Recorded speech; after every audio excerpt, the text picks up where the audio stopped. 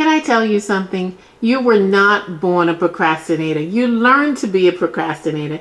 Then you labeled yourself a procrastinator and you came in agreement with it and made it the reason why you're not doing the things that you say you want to do. I'm Telanna, a Christian purpose and productivity strategist, equipping Christian women just like you to reclaim your identity, live rooted in purpose, and align your daily actions with God's vision for your life.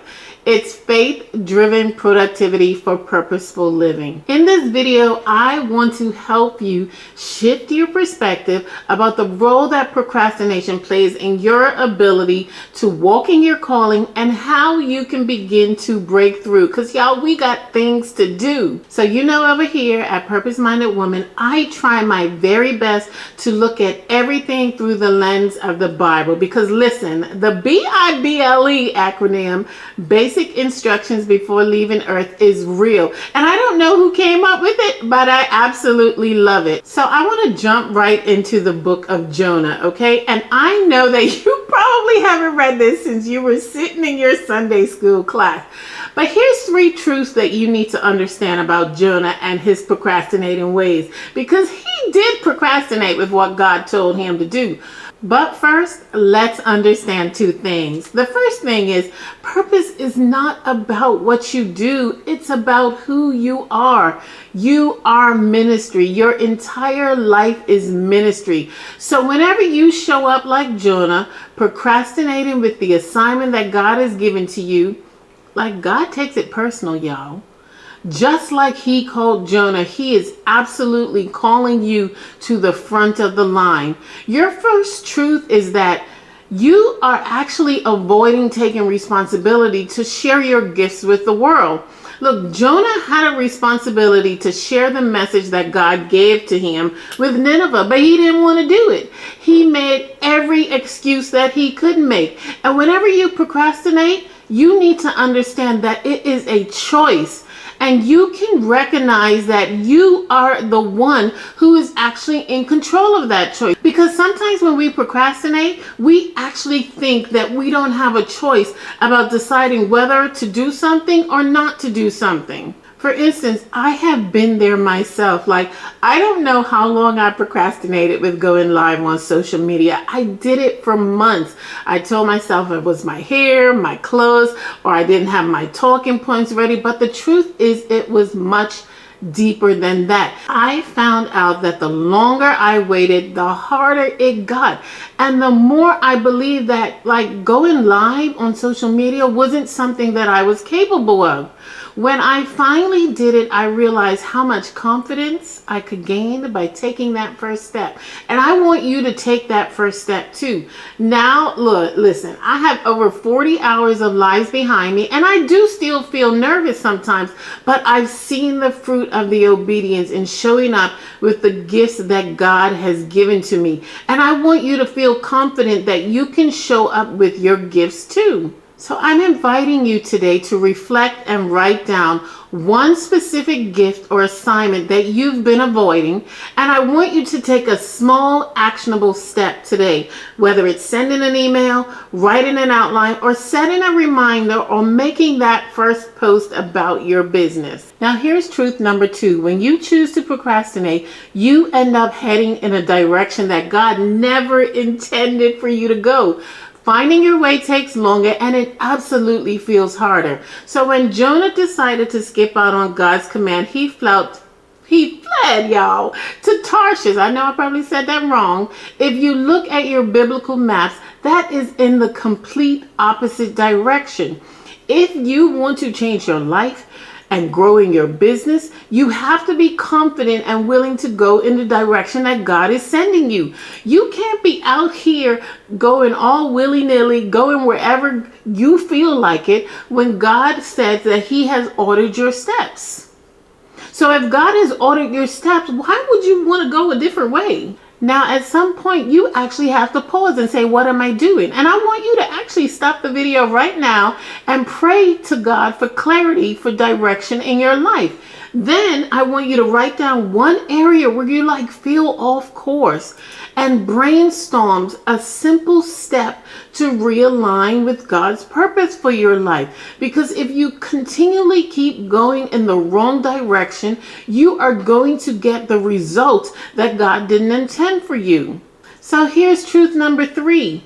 You invite chaos and confusion into your life, and you force yourself into situations that God never intended for you. Listen, just as Jonah's disobedience led him into a storm, our procrastination creates chaos in our lives, whether it's missed opportunities or unnecessary stress. Have y'all ever had that moment when you put off paying a bill, maybe your electricity bill, and then you forget, and then one day you come home and hello, lights are out? I know it ain't just me, because I have absolutely done that before, and I'm embarrassed to say it, right? But you know what was the result of doing that? I had to pay a late fee, and then I had to pay a reconnection fee, and it's just outright embarrassing, right? So Jonah was on a ship. The ship was out of control, all because he did not do what God told him to do. He refused to do it, and in refusing to do it, he was actually procrastinating. Do you see a trend here? Your procrastination delays the fulfillment of God's plans and promises for your life. I feel like I gotta say that again. Your procrastination actually delays the fulfillment of God's plans and promises for your life. You need to write that down somewhere and hang it up so that you know every day that when you choose to do something other than the thing that God is telling you to, girl, you are delaying the blessings of God over your life. When you should be walking into those new blessings, getting that new job, buying the house, signing the contract, you're not, because God has to pull you out of some mess. And as a matter of fact, a whale size of a mess. Your procrastination is blocking your blessings and the opportunity to actually live out the life that you want.